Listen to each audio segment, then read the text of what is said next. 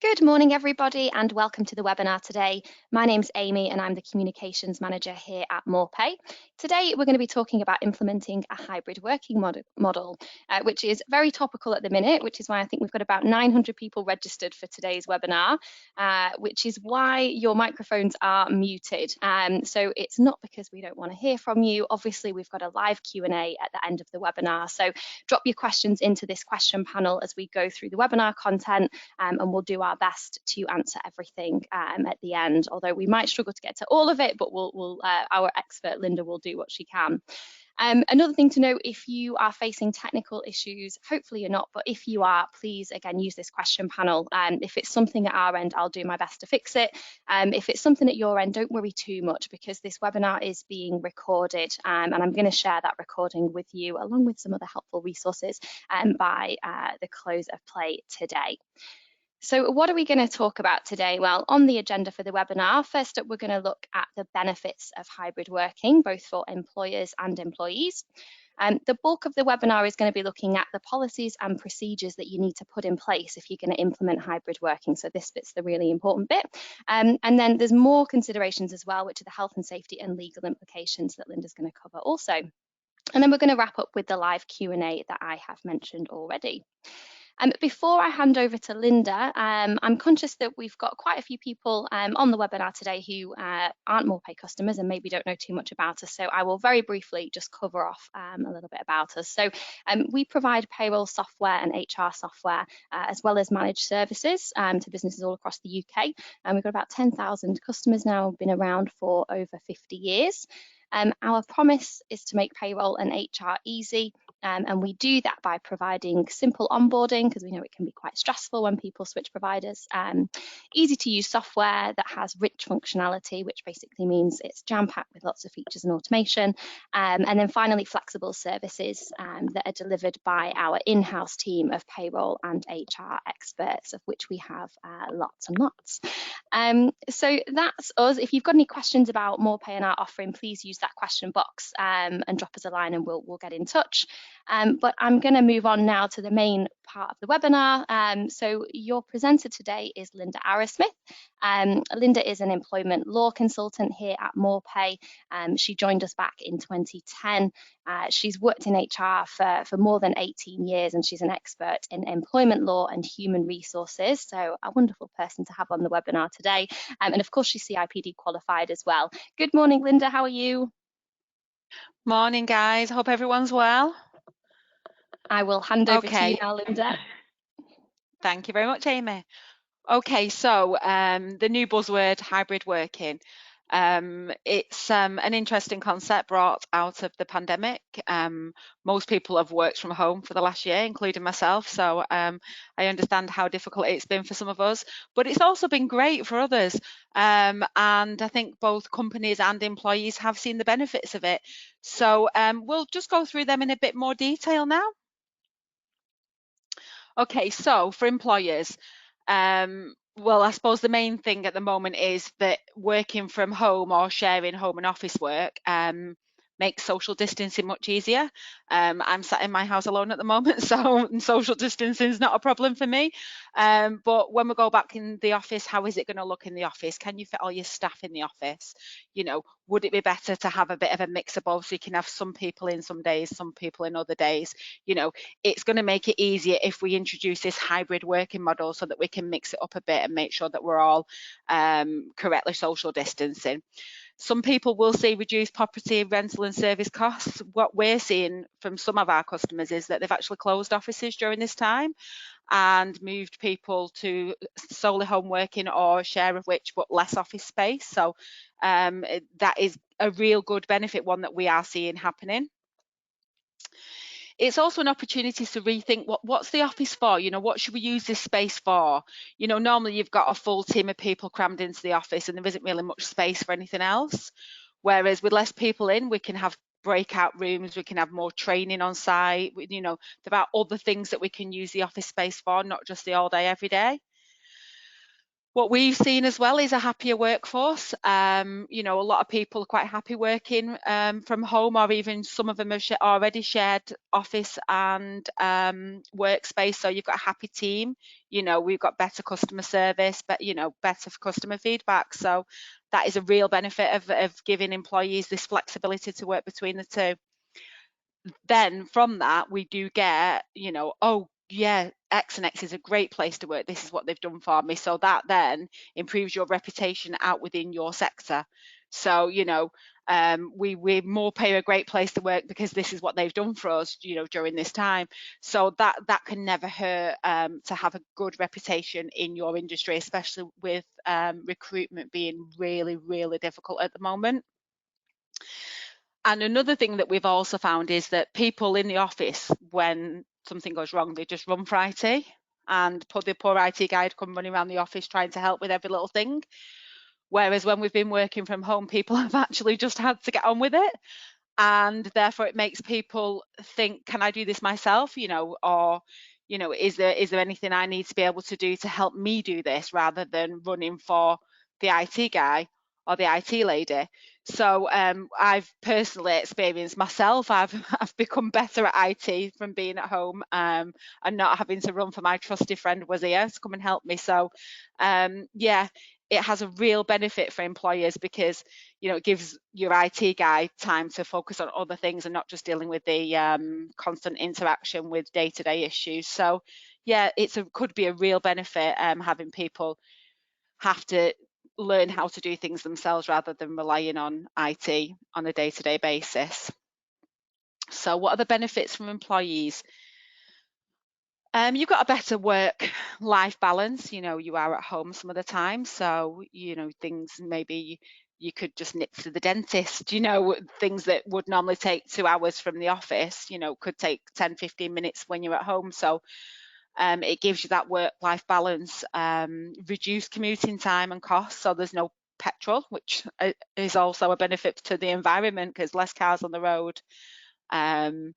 Yeah, is a good thing. You know, not sitting in traffic for 2 hours sometimes when there's a crash, you know, it has a real benefit for an employee, not having to sit in traffic all day, you know, depending on how bad the traffic is, especially in winter. So that could be a great benefit for an employee.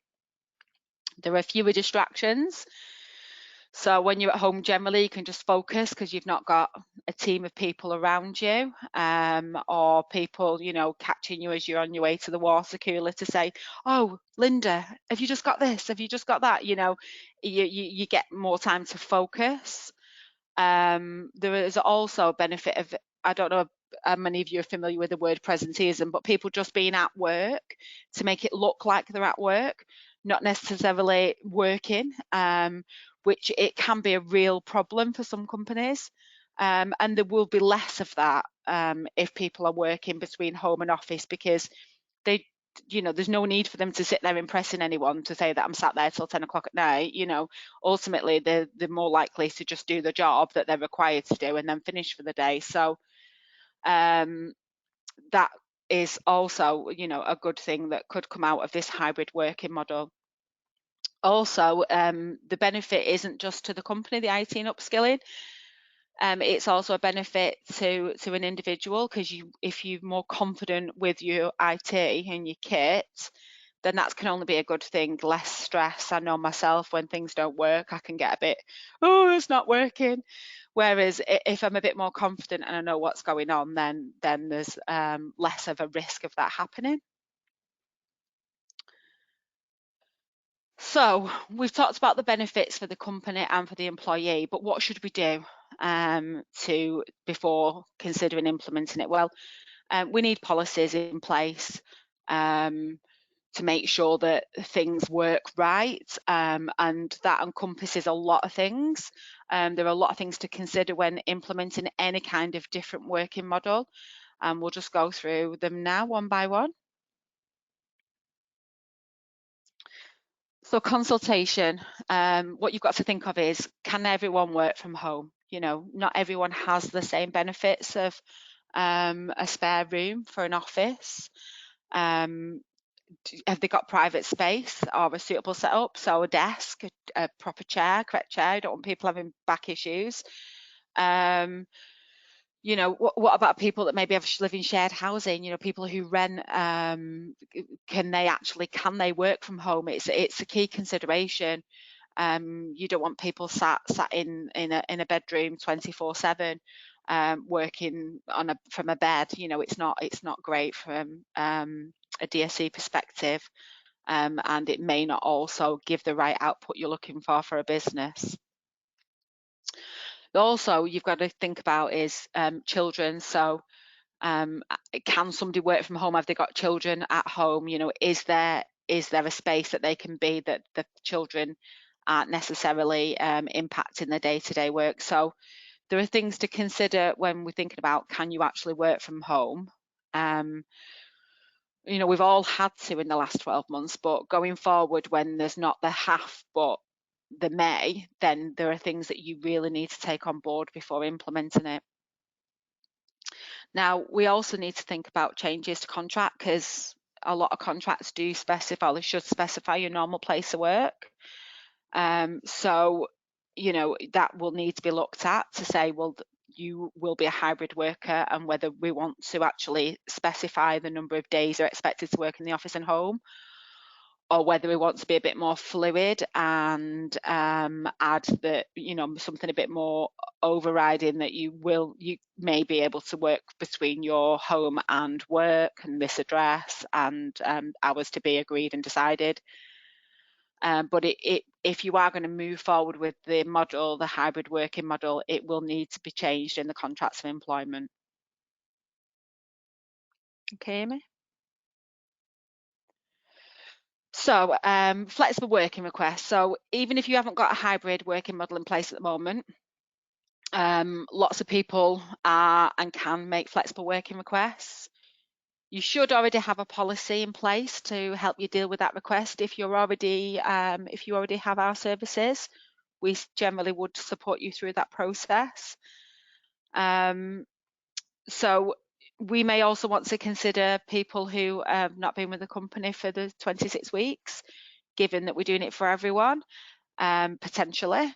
And if you do get individual requests outside of the hybrid working model, they are still valid and we still need to consider them. And I would advise that you take advice if you're thinking of rejecting such requests. So if we're in a hybrid working situation, how do we manage staff training?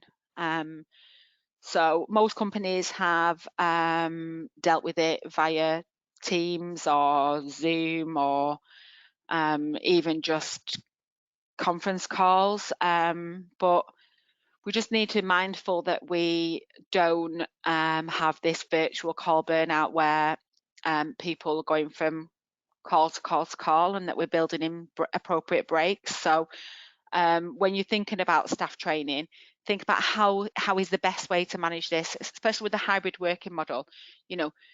Should you all come into the office? It goes back to the point that we're making about better use of the office. Would a training day be best done face to face? It would depend on the nature of your business. Lots of companies do this online training now. It's been around for a long time, but is that always the best thing, having somebody sat on their own ticking a box? Are there better ways of dealing with it, even with a home working, hybrid working model? We have to train our staff to understand the COVID safety measures if they are going to be coming in the office. There is quite specific guidance on that from health and safety. If you've already got our health and safety package, I am sure that you've already received some communications. We have done webinars on this. I'm sure Amy has sent out webinars to you all, discussing what's required to be in place as part of the return to the office. And I know there is something coming up in the future which Amy's going to send around with some information for you. So it is a really big thing that we know what we need to do, as well as what we are doing at the moment. We fell into this home working because we had to. It was a reactionary thing, whereas now, getting more back to normality, we need to think of what we should be doing, and maybe solving some of the problems that have happened over the last 12 months or so. Now, staff training as well, it isn't, again, this has made us think about what we do in normal times, and we do sometimes have remote workers anyway aside from this, and we need to also consider them when we're putting together training packages. What's best for them, what's best for us, how best will we all learn. So it's really important that we think of everyone when we're putting together their training package. Okay, so working from home and data protection. So I would advise that you have a training session on data protection and some kind of support documentation to back that up. I know that we have a package that we're bringing out ourselves as part of a consultancy package to talk about the right things to do when people are working from home, because data is a really important thing that we need to think about from an employment perspective, and we need to know that what our employees are doing when they're at home is the same as what we'd expect when they're in the office, so that data is not breached.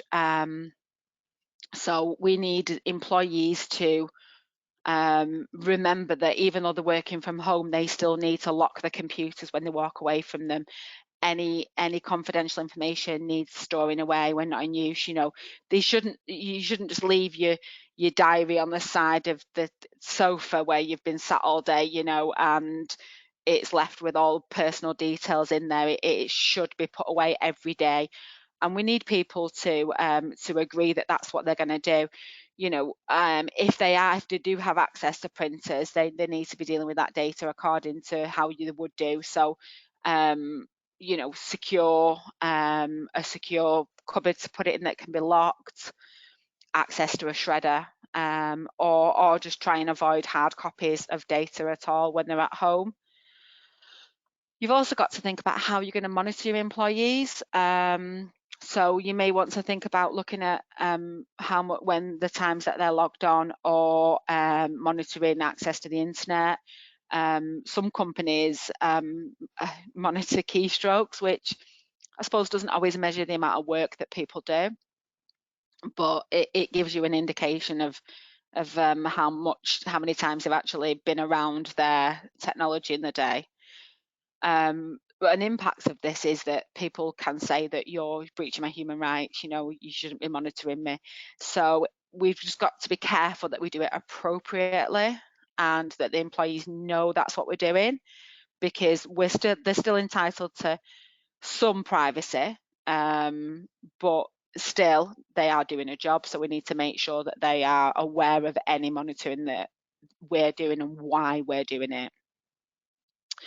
We also need to include our staff, so make sure that they don't feel singled out, left out, and that they're not being supported by the business. So I don't know what you've all done in the last 12 months, but we found Teams a great tool so that we keep in touch with each other and we know what everyone's up to. We constantly communicate so that everyone is aware of where we all are and what we're all doing.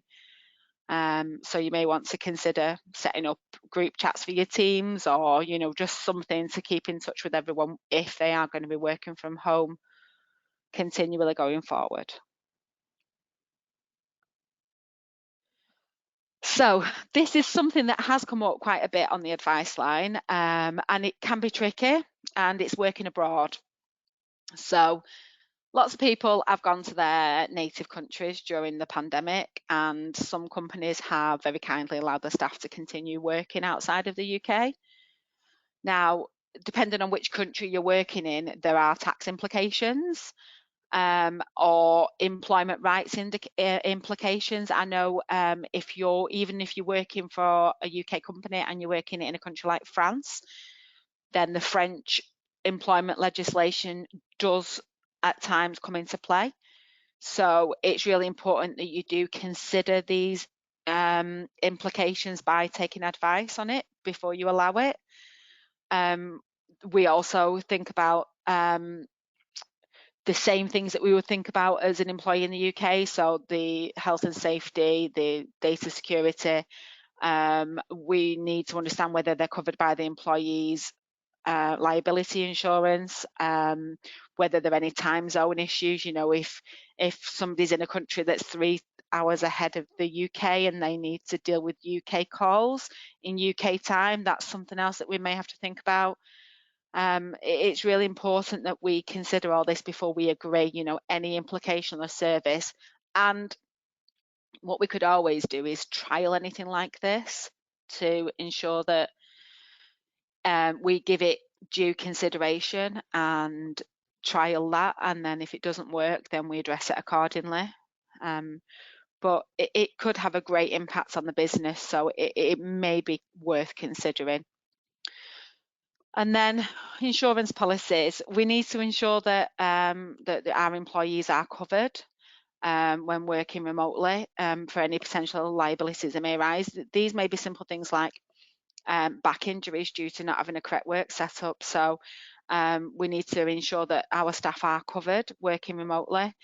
And employees should be advised to check that their home insurance isn't affected because they are working from home. It may be that they may not be covered because they've got work equipment at home. So it's a good thing to just double check that that's still in place when working from home. Now, this isn't UK legislation, but I think it's something worth mentioning because we're all working from home, and I think the lines blur with, you know, log on, log off times. And other countries are implementing a right to disconnect so that people aren't, you know, people finish work and that's it, they're done, and have personal time away from work time. So even though it's not something that we are, as a country, obliged to comply with, it is always good to consider that from a health and safety, from an employee engagement perspective, that employees, even though they are working from home and have maybe been more contactable over the day rather than just the normal working hours than they previously have been, they should be given that right to disconnect, so the right to log off at the end of the day. And you know, like I say, due to Brexit, we're not going to be in a position at the moment where we have to comply with it, but I think it is good to consider it and to make sure that we're not overstepping the boundaries when people are working from home. Okay, so just going to discuss a few legal implications of hybrid working. So what you have to think about is a reasonable adjustment. So before the pandemic, people may have actually requested to work from home and been refused. And it's just a bit of a red flag now because, you know, the majority of us have effectively worked from home for the last year. You know, I do think there are things that can be lost 100% working from home, but on the whole, it's worked. So that we now need to think about who has previously asked to work from home, if they have a disability or they've been refused, that now you may want to revisit that and just see if it's something that should or shouldn't happen. You know, take advice on a case-by-case basis. But it is something that we may want to consider. That being said, people who do have a disability and we have equipment in the office to support them with this disability, you may want to think about if them working from home is actually a reasonable adjustment, because maybe the expense of this equipment outweighs, you know, the benefits of them working from home. It may be that we can't afford to double up on this equipment, and so hybrid working may be a problem for them. So that's just something that you may want to consider.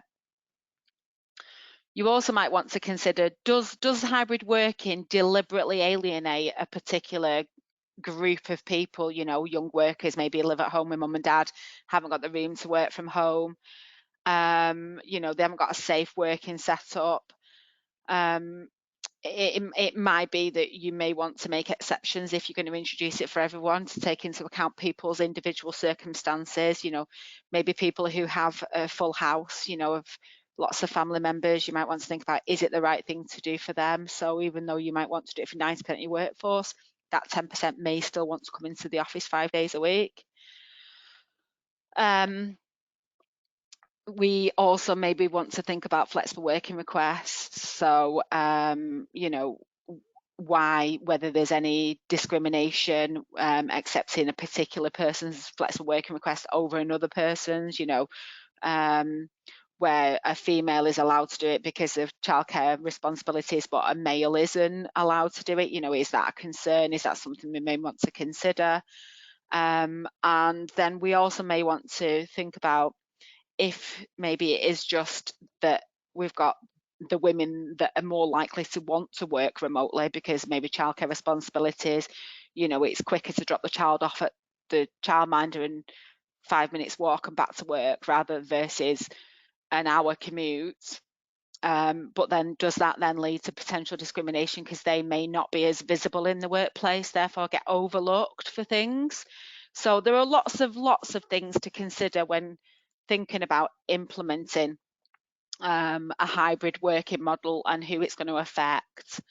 And you know, the legal implications can be they're not insurmountable, but they need to be considered, and that's what we're here for. So we will support you with what you need and an effective way of introducing it and monitoring it. And I think that's part of the consultative package that we are currently offering. I think Amy's going to cover it off in later on in the call. So I'm not a health and safety expert, but there are health and safety considerations to working from home. I think I've touched on a few already in the call. We need to do risk assessment. We need to consider long working. It needs to be a suitable working environment. We need to consider mental health issues. You know, somebody's all day, every day, all evening, every evening on their own at home. That is not conducive to a healthy mind. You know, it might be that that person needs to be allowed to come into the office for their own mental health concerns. So it is a real issue for employers. They need to consider mental health as part of physical health as well when considering this. We also need to consider think about people visiting our offices. So I don't know if you have customers coming in and out your office, you need to consider the health and safety implications there. I know there have been many webinars on this, and I'm sure there's going to be more. We do have consultancy packages on it. We will support you if you would like us to, through what we should be doing and what our obligations are. You know, what are the rules? Because I don't know about you guys, but I think these rules change every month or so. So what are the current rules and what should we be doing at the moment? And yeah, health and safety is key in thinking about hybrid working and the return to the office, and we need to ensure that we're doing that in a safe way. Like I say, Amy can provide more details on this following the call. Yeah, thanks, Linda. So this guide that's just on screen, we put this together a couple of weeks ago. So our health and safety manager pulled in sort of the key things that people need to consider when returning people to the office, but also having them work from home long term. So those health and safety considerations are in that guide. You might have seen it already, but if not, I'm going to share it along with the webinar recording later today. So you can download that and that should come in useful.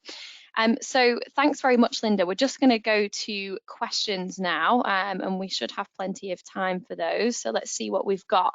Okie doke. So one from Rebecca. So if a member of staff has requested to continue to work from home, but is refusing to source childcare for their child, can that request be declined? I would say it depends on the situation. So working from home is not a substitute for childcare. So if your employee can effectively work her childcare around her job, i.e., she's maybe got a newborn baby that sleeps for an hour and she can answer emails over a 24-hour period, doesn't matter when they happen, then there's an argument to say yes, she can. However, if they have a baby that's, you know, needs a lot of attention during the day and their work is available 9 till 5, and in that time we can't predict when the child's going to need attention, then and they do need a lot of attention at times, then that isn't an alternative to childcare. That's not appropriate. And it's going to be difficult for the mother as well, or the parent, because, you know, juggling. To be fair, personally, I had my granddaughter for 15 minutes while I was working, and she's nearly 2, and I was tearing my hair out by the end of it. So I don't understand how anyone can manage the two together. So personally, I think it's really, really difficult, but I think each case needs to be taken on its own merits. The level of childcare involved needs to be considered, whether the working hours can be flexible so that they can work the work around the childcare. And but on the whole, the answer is working from home is not a substitute for childcare. Yeah, okie doke.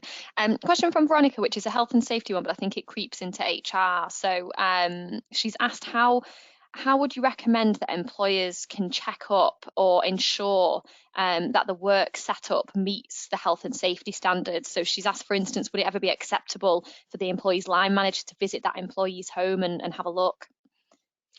Yeah, if you feel it's necessary. I know, so we in our organisation, we've had some people that work at home already before all this, and we didn't necessarily go out to them, but we had them complete a risk assessment. So they had a form, a DSE form that they needed to fill in, and they had certain checks that they had to do as part of this DSE form to see if their working environment was suitable. And then any no to any of the questions would have led to us maybe going out and assessing that from a health and safety perspective to see if there was anything we would recommend, because we don't want anyone to injure themselves by working. So maybe if we may consider providing larger screens, chairs, desks, or maybe they source their own chairs and desks, but sometimes companies would consider providing them to ensure that they are safe while working at home. But yeah, we have a form personally at Morepay, but we wouldn't necessarily always go out to see people unless there was a flag on that form that then gave us that, oh, we really need to see how you're working to make sure you're safe. Yeah. Fiona suggested, she said that they take a photo of, well, they ask employees to take a photo of their workstation and send that in as an option there so they can review it. Yeah, sounds good. Yeah, so thank you, Fiona. That was good. So we've had a couple of questions about vaccinations, which is interesting because our next webinar is going to be about vaccinations and sort of employer obligations and what you can and can't do. So look out for that. That will be in July. Chloe has asked a question about hybrid working. So she said their model will be majority office based, so 2 days from home and 3 days in the office. What is the expectation on providing office furniture for the home office, i.e., as an employer, are they obligated to provide that? I would say no. Mm. There isn't the obligation to actually provide the furniture, but you may want to consider it to ensure that, because they are working ultimately, and if that's their normal workplace, then there is an argument to say that you need to provide a safe working environment for your staff, so that they're working. It's a bit of a, for me, the initial answer is no. But actually, if you think about it, if then they injure themselves because they've not got the right equipment, then that may then become the company's fault, or no, not the fault, but the liability could be argued to fall with the company. So actually, you may want to consider it for your own benefit, but there's nothing written down that says you must provide it. It's more of a, should I provide it, given Mm. I'm expecting my staff to work from home and I don't want them to injure themselves during the course of their work? Yeah. A good employment law one from Louise. So we are currently about to commence a trial period of hybrid working. Due to it being a trial basis, does this have to impact the contract of employment? No, I would say as long as you're communicating with your staff and it's just a trial period, then the Yeah, actual contract itself doesn't need changing. Um, Ultimately, a contract of employment needs to have certain things in it. And your original contract of employment may say that you work solely from this office. When you introduce a hybrid working policy, it you don't have to reissue the full contract. You could do an amendment to it, an addendum. So you could issue a letter to say that we are offering a trial period of hybrid working, therefore you're going to work X between X and Y, so your home address and the office. We envisage this to be 2 days a week in agreement with the company, and that this is a temporary change and it will be reviewed, have the date on there, and that make sure that you stick to whatever you say in that letter or that communication. It can go via email, it doesn't necessarily have to be a letter. And as long as you revisit that if it doesn't work out, or even if it does work out, to make it clear what you're going to do going forward, that should be fine. yeah, wonderful. And I think as well, just on the question before about requirements to have, you supply furniture, and we sort of said, well, no, you don't have to. I think the only, and I do know this from the guide, the only requirement is that electrical equipment should be pat tested, I think, but you don't have to supply stuff. I think the electrical equipment, which you probably would provide anyway if it's laptops, that should be pat tested, which Fiona's reminded of us. So thank you, Fiona. So this is a good one from Joanne. She said, if you are introducing a hybrid working model and ask staff to return to the office, say once or twice a week, can employers actually enforce this? And as an example from the employee's perspective, why do I need to come into the office if I've been working successfully at home for 5 days a week for the past year and a half? I suppose that goes in line with your flexible working request. So, because if they're refusing to come in the office, then that's a different situation. So if somebody has now been working from the office 5 days a week, like lots of us have, and they are now saying, actually, I don't want to return at all, then that would require a flexible working request. So if we're trialing a hybrid working policy, or if we're introducing a hybrid working policy, and they are refusing to come to the office, I would say to them that if they don't want to return to the office, they need to put a flexible working request in. Alternatively, you come back to the office full time, but we are wanting to offer you the opportunity to do this, to work between the two. Because the contracts of employment is the contracts of employment, and this has been a temporary thing on government guidance. This isn't something any of us wanted 15 months ago. It was something that was imposed on us. So to now say that I'm not going to go back to the office, I would want to understand the reason for that. And if there is no good reason, we would look to take some action with the employee. So yeah, if you come across a tricky customer that doesn't want to come back to the office and they've not put in a flexible working request, then I would advise you take advice from your HR. If you already use us, give us a call. We'll talk about why and maybe take action. Yeah, okay, doke. We've got lots of questions coming through, but just conscious of time, so we'll just do a couple more, and then we'll need to wrap up because I think we're till 11:15. So Johnny has asked about broadband, and are we, I guess, from an employer perspective, as an employer, obligated to contribute towards that? If they're home working, should there be a payment made towards that cost?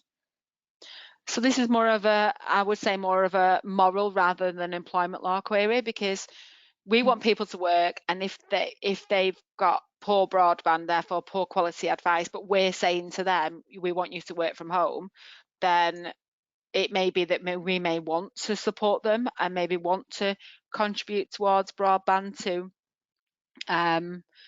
to to help them work successfully at home if that's something we're wanting. They can claim tax rebates because they work from home. So, that is something that everyone that's been working from home in the last year can access from the government website. But there isn't anything to say that we must provide broadband. It's all about what we want to do, whether we want to support our staff, whether if they want to work from home, then I would, and they're asking to work from home, I would say it's their responsibility to get their broadband up to speed to allow them to do their job. If we're asking them to work from home, then it may be more of a moral thing to say, well, should we be supporting them with that? You want to get the best out of your staff, you want them to work from home. Do you want to contribute? Yeah. So last question. So Philip has asked, if all restrictions are moved on the 19th of July, are any COVID safety measures necessary after that date? I cannot answer that question. I wish I knew the answer to the question. I really do.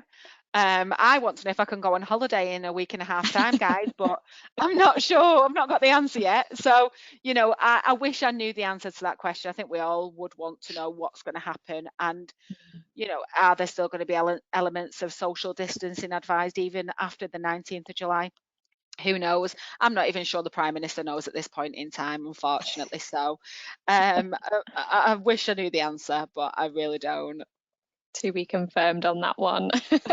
um, Thank you so much for all of your questions. There were a couple of payroll ones in there that I will come back to you on. So we'll ask our payroll experts and get you some answers on those around sort of HMRC and tax and things. So I'll come back to you. You'll know who you are.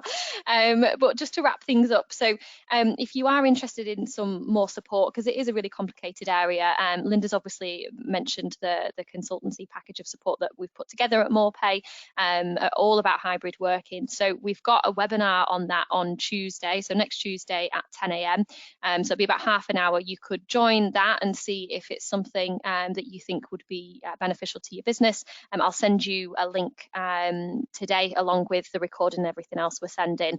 I can also send the brochure so you could have a little look at that. Or if you do just want to talk to somebody because you are interested, then pop me an email and let me know, and we'll get someone to give you a call. So I think that is everything for today. As always, I'll point you in the direction of our knowledge centre.